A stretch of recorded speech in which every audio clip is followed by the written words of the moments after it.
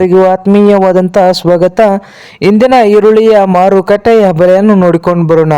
ಇನ್ನೂ ಯಾರು ಹೊಸದಾಗಿ ನಮ್ಮ ಯೂಟ್ಯೂಬ್ ಚಾನಲ್ ನೋಡ್ತಾ ಇದ್ದರೆ ತಪ್ಪದೆ ಸಬ್ಸ್ಕ್ರೈಬ್ ಆಗಿ.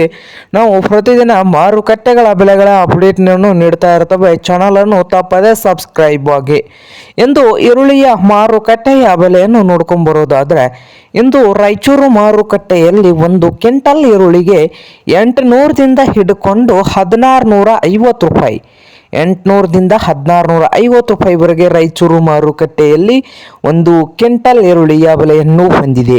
ಹಾಗೆ ಕೊಲ್ಹಾಪುರ ಮಾರ್ಕೆಟ್ನಲ್ಲಿ ನೋಡೋದಾದರೆ 1,1500 ಮಹಾರಾಷ್ಟ್ರದ ಕೊಲ್ಹಾಪುರದಲ್ಲಿ ಒಂದು ಕ್ವಿಂಟಲ್ ಈರುಳ್ಳಿಯ ಬೆಲೆಯನ್ನು ಹೊಂದಿದೆ. ಹಾಗೆ ಸೋಲಾಪುರ ಮಾರ್ಕೆಟ್ನಲ್ಲಿ ನೋಡೋದಾದರೆ ಸೋಲಾಪುರದಲ್ಲಿ 800ದಿಂದ 1800 ಸೋಲಾಪುರ ಮಾರ್ಕೆಟ್ಗಳಲ್ಲಿ ಒಂದು ಕ್ವಿಂಟಲ್ ಈರುಳ್ಳಿಯ ಬೆಲೆಯನ್ನು ಹೊಂದಿದೆ. ಹಾಗೆ ಇನ್ನೊಂದು ಮಾರುಕಟ್ಟೆ ಸಾಂಗ್ಲಿಯಲ್ಲಿ 500 ರೂಪಾಯಿದಿಂದ 1500 ಸಾಂಗ್ಲಿ ಮಾರುಕಟ್ಟೆಯಲ್ಲಿ ಒಂದು ಕ್ವಿಂಟಲ್ ಈರುಳ್ಳಿಯ ಬೆಲೆಯನ್ನು ಹೊಂದಿದೆ.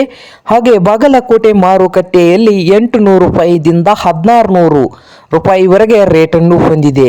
ಹಾಗೆ ವಿಜಯಪುರ ಮಾರ್ಕೆಟ್ನಲ್ಲಿ 400ದಿಂದ 1600 ವಿಜಯಪುರ ಮಾರ್ಕೆಟ್ನಲ್ಲಿ ಒಂದು ಕ್ವಿಂಟಲ್ ಈರುಳ್ಳಿಯ ಬೆಲೆಯನ್ನು ಹೊಂದಿದೆ. ಇದು ಇಂದಿನ ಈರುಳ್ಳಿಯ ಮಾರುಕಟ್ಟೆಯ ಬೆಲೆ ಆಗಿದೆ ನೋಡಿ ರೈತರೇ.